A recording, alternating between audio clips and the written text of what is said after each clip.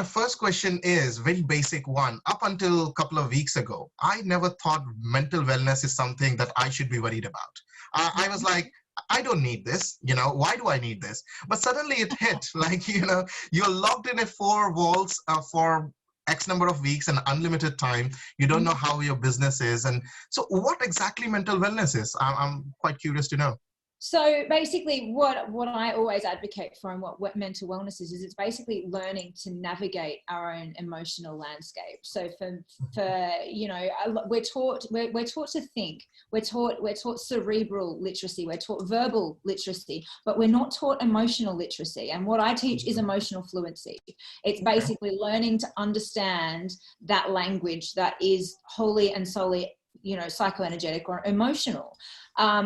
A lot of people in my profession tend to want to use psychology almost as a means to be able to diagnose and prescribe and tell people what's wrong with them. The difference between kind of the more traditional form of psychology that you will see in a kind of clinical setting and what I do is it's fundamentally, I'm about wellness. I'm about using the tools and skills that we all have available to us emotionally in order to live better lives. So yes, I work with people with pathological health conditions, things like pathological depression or anxiety, but we all will have, to varying degrees, fear, loneliness, isolation, anxiety. These will all come up, and I think the beauty of something like coronavirus or COVID-19 is it gives us, it's allowing us this capacity to feel our feelings and to actually just have to sit with them. I agree, but I think for a layman who never thought that this could be your own problem, how would you identify that you're suffering or you have a bit of a mental worry that you need to do something about it? How would you say that we identify that we require help or do need to do something about it? The funny thing with emotions, and I really hear that, it's a really great question. And I think the funny thing with emotions is that they sit just below the surface, and it starts off as almost like a slight discomfort, like, like, okay, so, put it in the example of, for example, like, okay, for choosing an academic institution that someone wants to go to, for example, or someone that's in school or going through some sort of even okay, more appropriate, a career change. So you're sitting there in a job that you don't necessarily like, or in a situation that you're not necessarily that fond of. But and it's kind of like it starts off as a little niggle, like, this doesn't really feel right, doesn't really fit right, and that's kind of the start of that emotional kind of signpost starting to grow and to build. So is it the dissatisfaction of something or frustration of something could be a start of this, do you think? Yeah, absolutely. And I think it's with emotion, it's really interesting because it's better to catch emotions at an early, subtle stage than it is to get to them once they become a pathology. They become full-blown depression or anxiety. If you can catch an emotion at the niggly kind of stage when it's still just a minor discomfort, then you can cut it off there. It's almost like, you can slay that dragon early. Whereas if you leave it until it becomes a really kind of acute discomfort and you can't get out of bed for a week, and I think what coronavirus is really doing is it's giving people time, so that then when they're starting to feel those little niggles, they're starting to hear this stuff in the earlier, more subtle stages. But for a lot of people, it has to get to this kind of acute stage where it is pathological, and a lot of and that's where you hit that kind of crisis point. You hit that rock bottom, and for some people, they have to get to the rock bottom before they'll actually start listening. To be honest, so it basically piles up unless you start to recognize.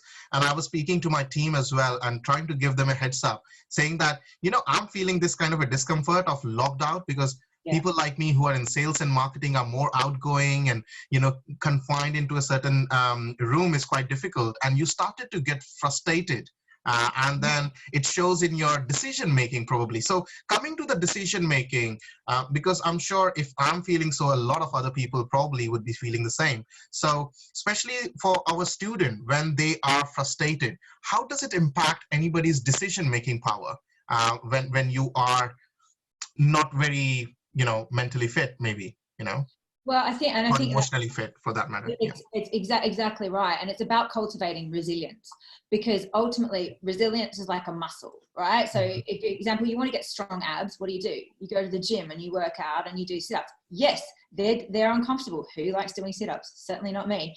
But but you have to work that muscle. And the only way you're going to do that is to work within a certain kind of framework. And I think a lot of times when we have emotions come up, we just react. And there's two different processes that I often talk about in stress response theory. So you've got this idea of like a kind of a short chain stress response, which is basically stress or trigger and reaction. And you basically just short chain and constantly stay in that feedback loop. So, stress or reactivity, stress or like trigger react. So for example, I'll use something like road rage. Someone will be driving their car, they'll be triggered, someone cuts them off, they'll be triggered, they'll react, they'll yell, they'll get frustrated. That emotion coming up for them is a signpost. So they can either then just react, yell, carry on, get immersed in that anger, and then go home and take it out on their spouse or their dog or their children or whatever it might be. Or they may choose the long chain kind of stress response process. Daniel Kahneman actually did some really interesting work. It's called Thinking Fast and Slow. If anybody's really interested, that's kind of where a lot of this idea comes from. And the long chain is is having the emotional fluency to be able to, I'm triggered. Okay, someone cuts me off in a car, or I'm feeling frustrated because I can't go out and, I'm a salesperson. I can't go out and meet with people. I can't do that. So I can either just react and make decisions from that reactive place, or I can choose to stop, and see a mental stop sign in my mind, process those emotions, and then choose a response based on processing those feelings when they're coming up, because that's all emotions are. And you can either choose reactivity or responsiveness, and it's up to you. The long chain one is obviously harder to cultivate because we live in a society where we want instant gratification. So, and it is absolutely a conscious choice. But if you want to make good decisions, then you will learn to process your emotions rather than just react. I think we were having a really interesting conversation pre-call around, choices around universities and how sometimes we come from a reactive place because we don't believe that we've got the grades, or we don't believe we're good enough. Exactly. Rather than a responsive place. So, yeah. So understanding this reactive versus responsive is quite thin line, and it is quite important to understand. And I understand from one of the spiritual talks previously that it is in your hand how you react, at least that, but you do not have control over what happens, but how you react to things. So which is a valid point here. Now coming back to the student points here in choosing the universities, probably people are talking about recession. It is already here, so the applying to new jobs or your long-term career. Okay, the whole planning is at stake because of uncertainty. So how, I know it would be difficult to say that, but then how do you think people can manage this uncertainty? What are the tools and tips that somebody can use to at least manage this? Yeah, absolutely. Well, I think basically what you're talking about is we can all plan, we can all make plans of the things that we want to do, and then we have to have the wherewithal and the bravery, and I dare say I keep talking about it at the moment nonstop, the resilience to follow that through. Resilience. But yeah, that's pretty much for me where it begins and ends, is to exercise that resilience muscle. And you are not going to be able to do that unless you put yourself in situations that require you to feel uncomfortable. And you will, nobody's ever, I mean, you would know this, but from being an entrepreneur, nobody's ever achieved anything in their lives, without being uncomfortable, without a certain level of discomfort. It's like, so where is this gym to practice this resilient muscle? The this gym. The gym's called life. Welcome. Okay. And it is, and it's putting yourself in situations where you don't necessarily feel 100% comfortable. You know, David Bowie, I'm sure he said, there was an amazing quote. It was something around, you know, always go where your feet don't quite touch the bottom. And that's when you know that you're in exactly the right place. The deeper end. Yeah. Yeah. Yeah. So go where your feet don't quite touch the bottom. And that's when you know you're in a place to do something, just something exciting. So something like face the fear to conquer the fear, I think. Feel the fear and do it anyway. Okay, that's interesting. So very good message for all the students or people, those who are worried about it. It is their own decision how to do it. But now coming to the different angle of it, coming out of the student, but for the working professional, working from home and mental wellness could go quite differently because the human mind, human brain is not so used to working from home. I personally am quite a workaholic. I work up to 18 hours. So how do you think that the work-life balance could be maintained while working from home, keeping yourself a good mental wellness? Because you could go one way, that you could sleep all day long, or you could work all day long. It could go in either direction. So that discipline element, what is your suggestion on that? I think I'm going to sound so cliche right now, but it does come down to balance, and it comes down to getting the basics right. You know, regular food, regular sleep, regular exercise. It's amazing to me how many people come to me and say, Lauran, I'm really struggling emotionally, but they're not eating hardly at all, or when they are, they're not nourishing themselves properly, or they're hardly sleeping, or they don't go out and spend some time in nature, you know. So for a lot of that stuff, it's about getting the basics right. And so for me, a big part of emotional fluency is having the tools to manage emotion. And when I'll get my clients or people that I'm working with to kind of picture a kind of a tool belt of all of the different things that you can do to manage your life situation or your emotions, because we are emotional. You know, more than half of our communication is nonverbal. We're emotional beings, you know, and a lot of us don't know how to speak this language. And ways to manage emotion. Okay, mindfulness and meditation is brilliant.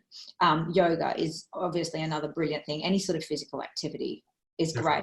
You know, going and engaging in some therapy and some talk therapy is so useful, because talking to a therapist or talking to someone that isn't emotionally connected to you, that can simply hold space for you to experience yourself, can be so useful in order to figure out how you're feeling.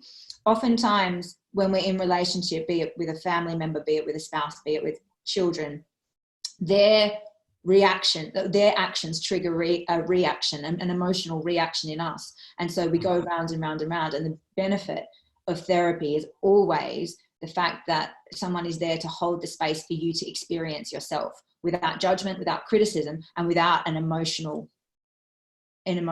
or an emotive reaction. Exactly. And that's what we're taught as therapists. And so that's obviously another important component of your emotional toolkit. But there are several. It may be that you like listening to music. I know for myself, you know, walking my dog, going dancing in the park, like that sort of stuff. Yeah. You know, it lifts me into a different emotive place. But you know, and obviously food, sleep, exercise, they're all tools in this emotional tool belt. And so when you're feeling a certain way, it's just about, okay, what tool do I need to engage? Sometimes none of the tools work and you have to just sit with the emotion though, which is also another tool. Yes, that's right. No, I in fact, signed up with a coach last part of the year, last year. And actually, it is quite helping me reflect. And somebody who could emotionally not connected with you or your business, but gives you a true reflection, or sometimes just listens to you. I think that is quite a therapy. I completely understand that. One more thing that we as a Zoom Abroad in this time, we have created this software probably to help people to manage their work-life balance called Zapro. So it reminds people on taking breaks, drinking water, exercise, exactly what you said about, growing yoga. So basically bring discipline on it at the same time, do your productivity. So that is one tool probably you may want to check. The last question probably I'm coming to now.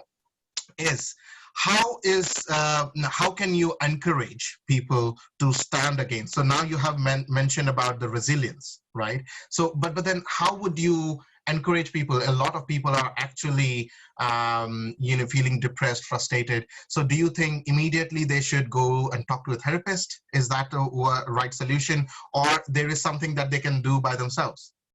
Absolutely. Well, I mean, at the moment, I'm currently developing a platform on emotional fluency, so that, I mean, Wow. you know, obviously people at present aren't necessarily in a financial position to go and talk to a therapist every week as well. So it's kind of like the next best thing from being able to actually go and talk to someone one-on-one is to learn the tools and the skills that they need in order to be able to become, you know, I guess, emotionally fluent and capable of managing their situations. But I mean, there's, as I said, there's so many tools that you can put in that emotional tool belt, and therapy, of which therapy is just one. And I always encourage my clients to get a better understanding of nutrition. For some people, it might be just reading more. There's some brilliant self-help books out there. You know, and particularly for students, if you love to learn, as I do, you know, that, I mean, I'm a voracious reader. I never stop reading. And since a child, I always had a book in my hand. I was always a super nerd around all of that stuff. You know, and it's just about developing, you know, and sometimes it is about Netflix and chill. You know, sometimes it's just as simple as, oh my God, I'm just feeling so rubbish. And rather than having to fight through that, let yourself feel rubbish. Go and lay on the sofa and relax, you know, like, you know, and I think sometimes when we have intense emotions, our first impulse is to want to wrestle it to the ground and kill it. And that's not always the most productive response. But yeah, I mean, obviously you'll put all my handles and stuff in whatever we're doing. So if anybody wants to reach out and speak to me, I'm more than happy to have a conversation. I'm doing 20-minute discovery calls at the moment with. Great. How would somebody reach out to you? Is it any place? Can we put that on the link below on this video? Of course. Yeah, absolutely. Link to all of my stuff. It's comehealing.co.uk is my website. But yeah, if anybody's, wants to have a chat about, or is going through some stuff, or I'm more than happy to help where I can. Perfect. Thank you very much, Lauran. It was quite insightful, not only for the students that we talk to, but the universities that we speak to, any working professional. This would be quite an important element. As I said, Zoom Abroad is also offering this Zapro software for free for individuals to track their productivity and wellness. So the link would be in the comments below. Please utilize it and reach out to Lauran if you have any questions or to arrange a discovery session. Absolutely. And it sounds like Zapro is probably just another one of those kind of tools that you can use to encourage wellness when you're at work, particularly when we're working remotely. So Thank you for the chat. Thank you very much. Keep in touch. Cheers. Bye-bye. Thank you. Bye-bye.